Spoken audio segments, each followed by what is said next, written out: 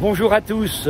Voilà, je suis Laurent Gibowski, le nouveau chargé de communication de votre diocèse et je suis ravi de vous retrouver et de savoir que nous allons bientôt vivre ensemble un très grand événement qui aura lieu le 8 octobre. Comme vous le savez, c'est le jour où notre évêque, le Père Pansart, va promulguer les actes du synode sur lequel nous cheminons depuis 2 ans. Et je suis ici devant la cathédrale d'Évry, la cathédrale de la Résurrection, que vous connaissez bien, avec Franck Pillard, qui est secrétaire général du synode.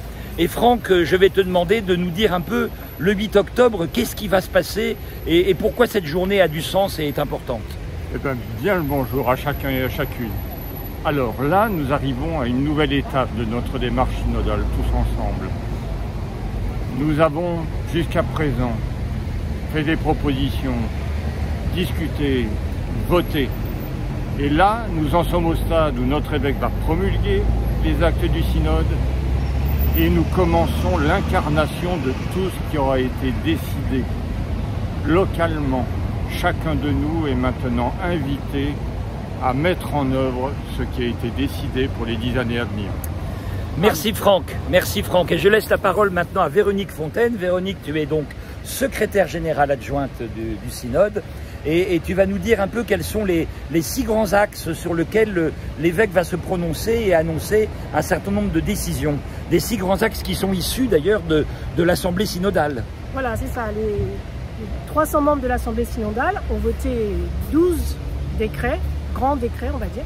On a rassemblé pour faciliter un petit peu la lecture et la mise en œuvre en 6 grands thèmes autour de la synodalité bien évidemment, puisque c'était ce qui nous rassemblait pendant ce synode. La synodalité, c'est le fait de faire église ensemble, vraiment voilà, d'avancer ensemble. Cheminer, marcher ensemble, ouais. Décider, organiser ensemble.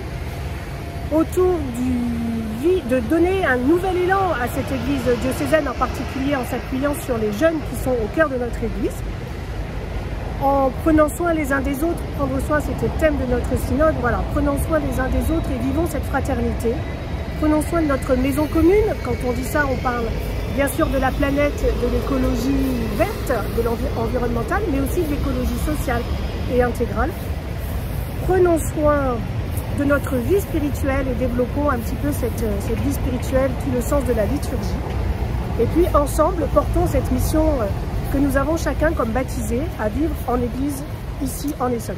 Voilà, il faut le dire, le 8 octobre, ça sera une journée d'envoi, ça sera une journée festive, il y aura cette célébration donc autour de l'évêque, il y aura des tables rondes l'après-midi, il y aura des animations sur le parvis, le soir il y aura une grande veillée de louanges, une veillée festive aussi dans la cathédrale, donc avec... Une grande veillée festive animée par les groupes de jeunes musiciens du diocèse. Voilà, il faut le préciser, animée par les groupes de jeunes musiciens du diocèse, donc notez bien cette date sur votre agenda, il n'y aura pas forcément de la place pour tout le monde dans la cathédrale, surtout qu'il y a des places réservées pour les délégués, etc. Mais ça ne vous empêche pas de venir, sachant qu'il va se passer plein de choses ce jour-là. Donc notez bien, samedi 8 octobre à la cathédrale d'Évry, et ce sera un grand moment pour notre diocèse et un moment d'envoi où le synode ne fera finalement que commencer.